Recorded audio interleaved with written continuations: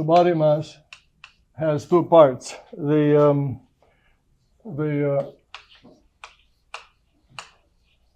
fuel load and the engine.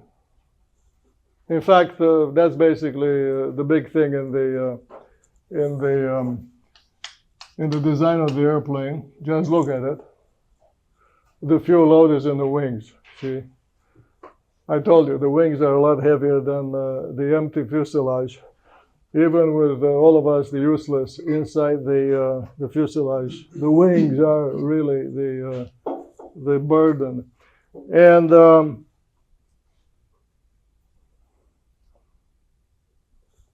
so this is the model, a two-organ whole. Of course, we'll ask questions about both of these things.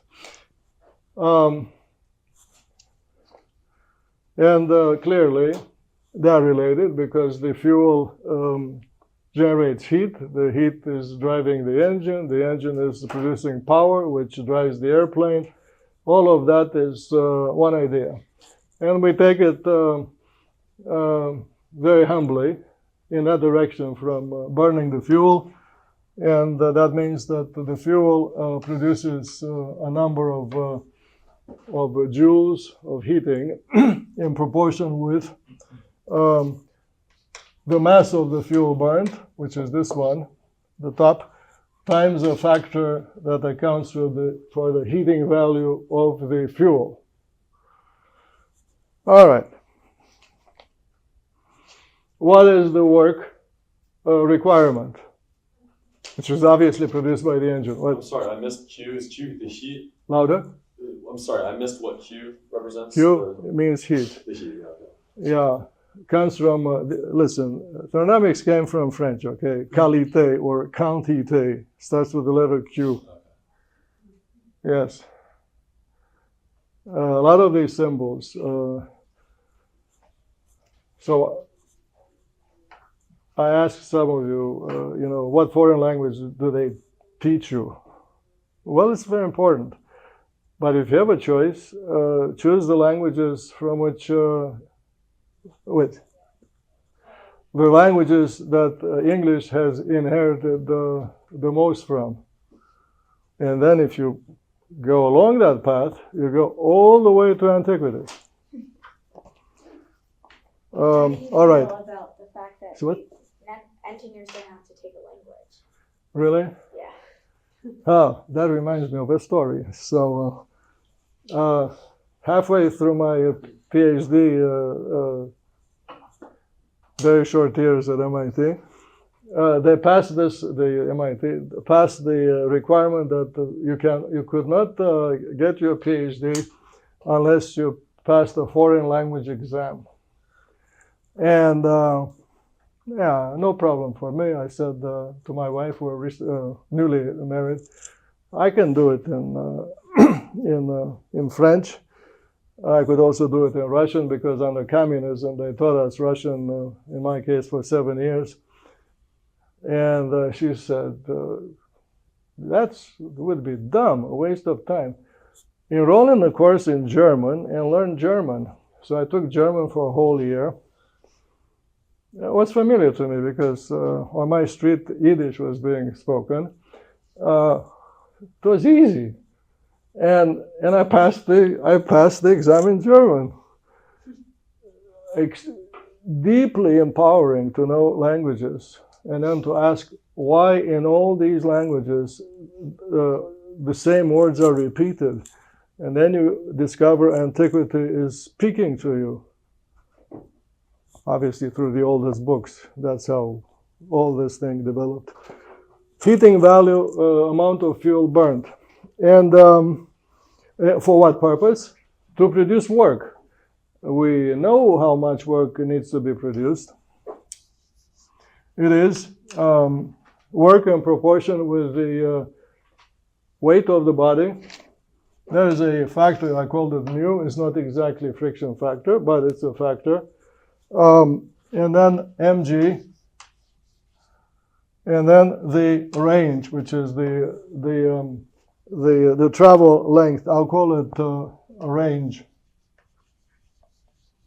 or travel.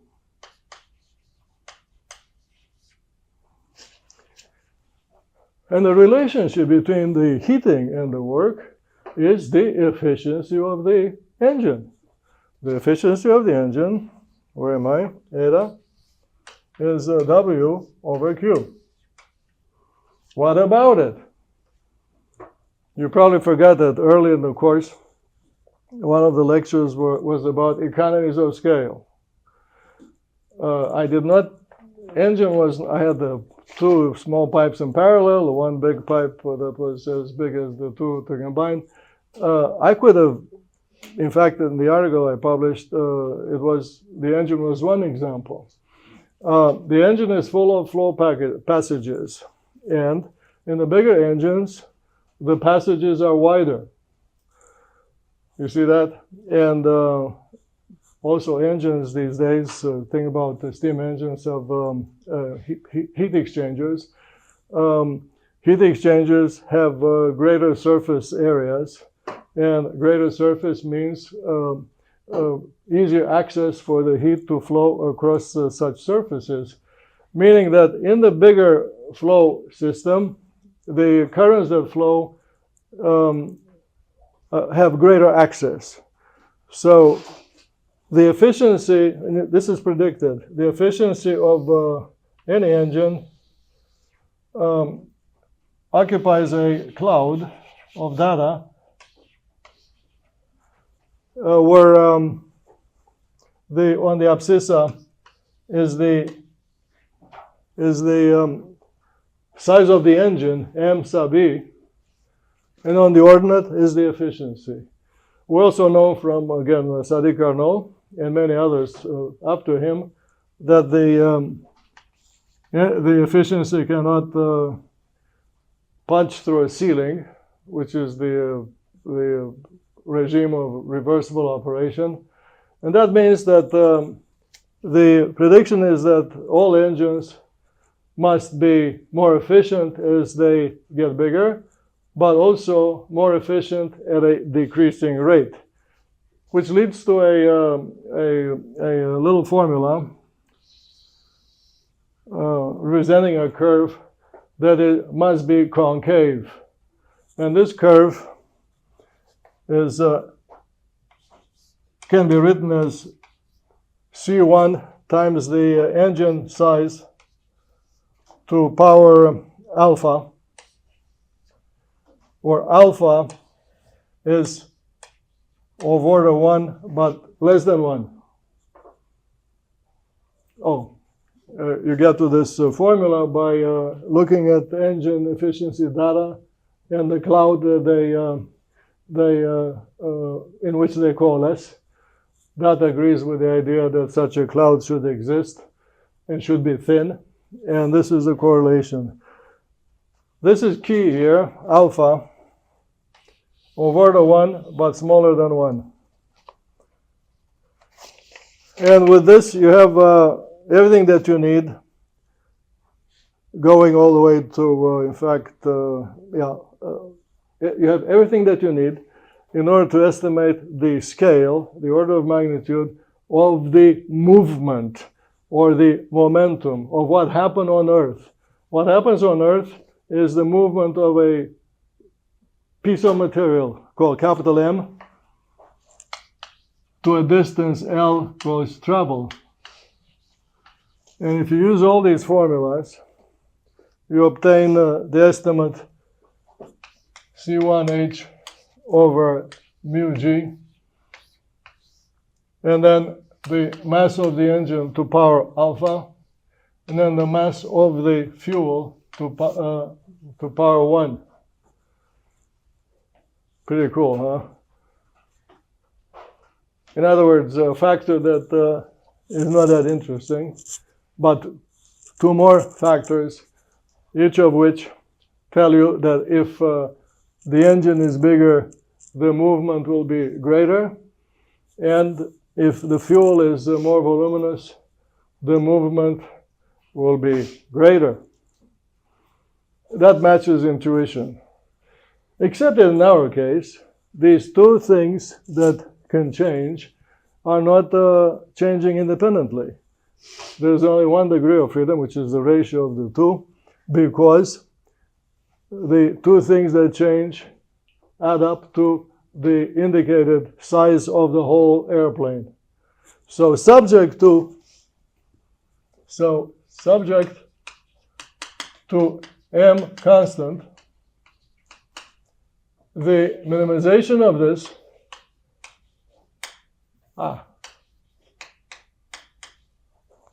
takes you to an important conclusion, which is, you can do this yourselves. You can do it both ways. Intersection of asymptotes, where you do you eliminate one of these m's in favor of the other, and then you do the derivative of the remaining variable, set it equal to 0, and you get the following results. You get that at the minimum, the mass fraction occupied by fuel is 1 over 1 plus alpha. It better be, meaning less than 1, because the fuel cannot be bigger than the whole airplane. So that's one answer you get. Its relative is that the ratio between fuel and engine should be 1 over alpha, which means of order 1 but greater.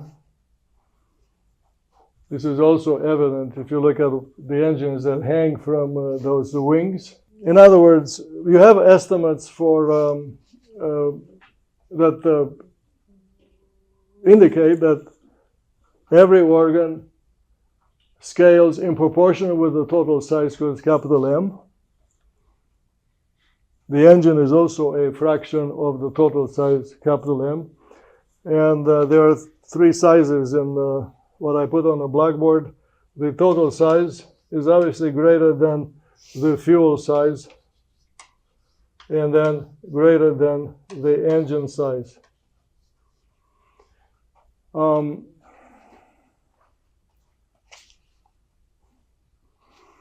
These predictions are tested against data of from many airplane designs. Those data are in figures from 3 to 6. We looked at the data after we had these predictions in hand. And of course, the predictions agree with the data, and that's where the happiness resides. I'm going to clean up one more time, and hopefully I'll be able to. So right now on the blackboard, you have predictions of the fuel load and the engine size, meaning big birds should eat more food and should have more body mass. If you want, to cook a bird for dinner, and you have a big family, you have to cook a big one, you see, for the bigger body mass. Another result that follows from everything that I put on the blackboard is the formula for the range of this moving body. The travel turns out to be C1 times H mu G. You get it, the travel from that formula for the work, which was proportional to the distance traveled. And then a little function of that exponent alpha, and then m to power alpha. Again, alpha is the exponent of the efficiency of the engine, which is of order 1 but less than 1. F of alpha is a shorthand for alpha to power alpha over 1 plus alpha to 1 plus alpha, which is, this group is over 1, but less than 1. And of course, once you do the curve fitting, you have the alpha, and you don't worry about the lowercase f. The prediction is that the range should increase monotonically with the with the body size. The body size, of course, is proportional to the fuel load. And yeah, incidentally, so the fuel load goes as body size divided by 1 plus alpha. So that means that this group here is, where was I? Here is mf times 1 plus alpha, right?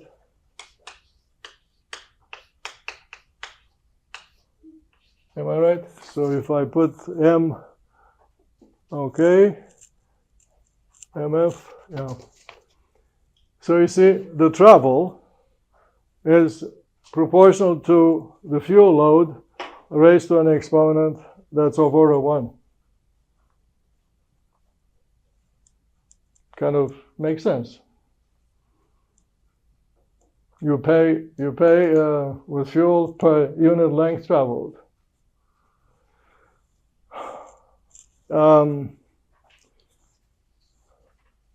Anyway, this prediction is also supported by the data assembled in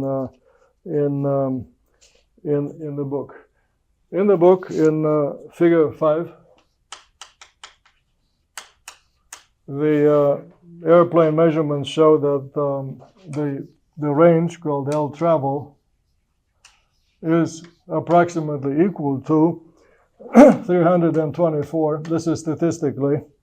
And then the body mass to the power 0.6, which is an exponent like this alpha, where L is expressed in the kilometers and M in tons.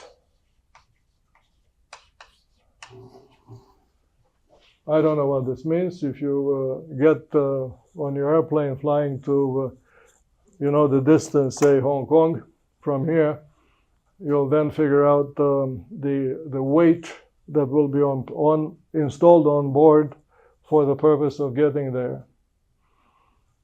And that weight is immense. My impression from asking pilots when I travel is that it's somewhere between 30% and 40% of the entire airplane is fuel when at takeoff. All right, let's see what else.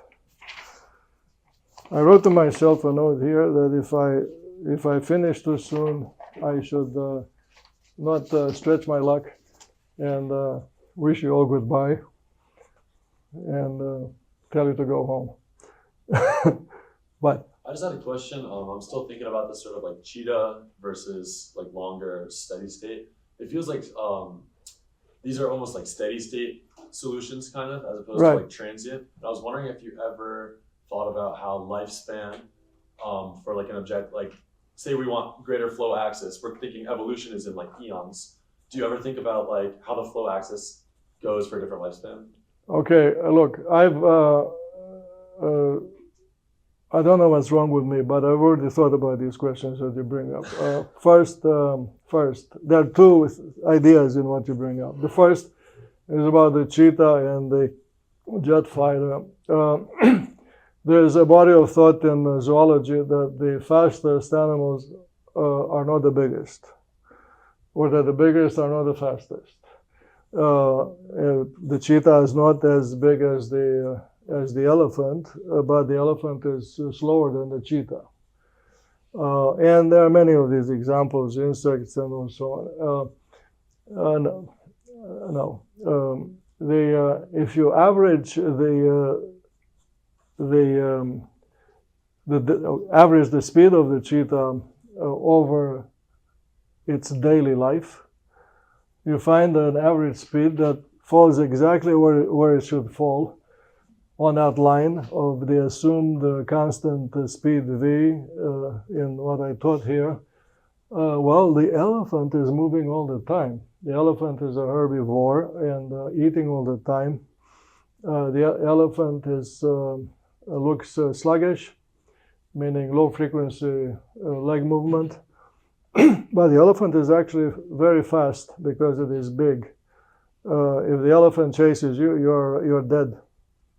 Dead. Same with the hippo. Dead. Because size matters.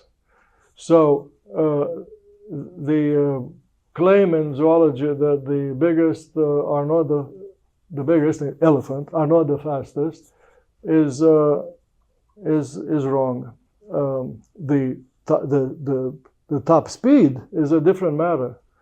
The top speed is just like the top speed of the flea that coils itself elastically in order to jump from the back of the dog on top of your head. That's basically how intermittent that kind of movement is. So there's a difference between steady movement and one-shot movement. All right. The second thing has to do with lifespan. Bigger things live longer. Live longer. Yes, the taller, among people now, live longer. Who are those? The Norwegians, okay? I'm not advising you to become Norwegian, but this is how it goes. Forget about them. There's a way to look at how the height of the Homo sapiens changed during the past, say, 2,000 years. You look at statues of individuals from antiquity, say 2,000 years ago or earlier. They were short. The average height of the Roman soldier was smaller than the average height here in this room. They would not have hired you as a soldier. You are so short. The Roman army was looking for people your height. They existed, but this guy. They existed, but they were few. And they were to be found in the newly conquered territories north of the Roman Empire. And that's how the Roman Empire became the first melting pot. About last fall, I saw an exhibit on the Roman army at the British Museum. It teaches this from A to Z with text, but also with the photographs and with actual statues. I have a book about all these things from that museum. It's amazing. But so from antiquity to today, the average height of the individual has increased significantly. And along with that, the lifespan has increased. Never mind the hygiene and the medical profession and all these other things that, and of course easy travel and easy food and all that. Yeah, size matters, and it has to do with this range that I predict here on the board, which is not exactly proportional to the size, but monotonically increasing with the size. Remind me, if you're interested in this, I'll share with you these papers of mine that came in response to pushbacks from the so-called specialists. Yeah, if you hear claims from specialists, run because they only think about their little thing, not about questions from what's the word? From the unexpected direction. All right, I'll see you next Monday. If you know your colleagues were absent, share with them impressions of today or from today. I enjoy myself so much, I decided not to leave. I'll just stay here till Monday.